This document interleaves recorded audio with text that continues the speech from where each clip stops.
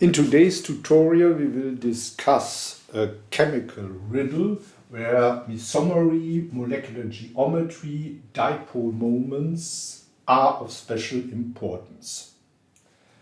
Here we have an aminoborane and we can draw a mesomeric structure where the nitrogen is delivering electron density, a double bond is formed, and then, of course, we have positive charge at the nitrogen and a negative charge at the boron. Well, there is a very good argument that this is indeed a very important mesomeric structure, since from X-ray structure analysis we know that this kind of molecule is essentially complete planar. That means we have sp2 hybridization at the nitrogen and also at the boron. So here a model, nitrogen-boron bond, and p orbital with 2 electrons for the nitrogens, an empty p orbital at the boron, and there is then an overlap between those orbitals. This is responsible for the clear double bond character for this molecule.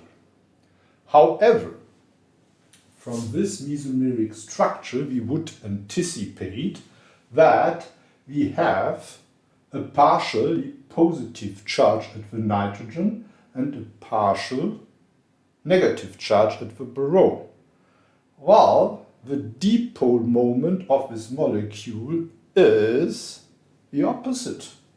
So we have a delta minus at the nitrogen and a delta plus at the boron. And certainly what is responsible for that? The high electronegativity of the nitrogen. The nitrogen is far more electronegative compared to the boron, a positively charged nitrogen even more. So these two mesomeric structures don't represent the whole picture. Here we have to add another mesomeric structure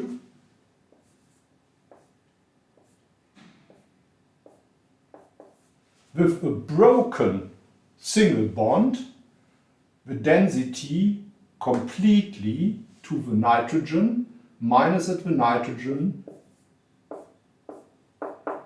plus at the boron. And of course, this doesn't exist, it's just a mesomeric structure, and the truth is in between. We can also use this within this model. Very simple. This bond here,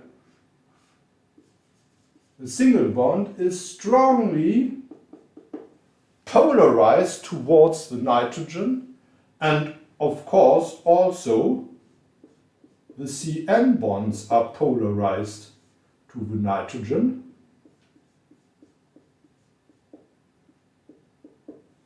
This is then explaining why overall the nitrogen is carrying a delta minus, a partially negative charge, by the polarization of those single bonds, then this charge separation is overcompensated. Thanks for listening.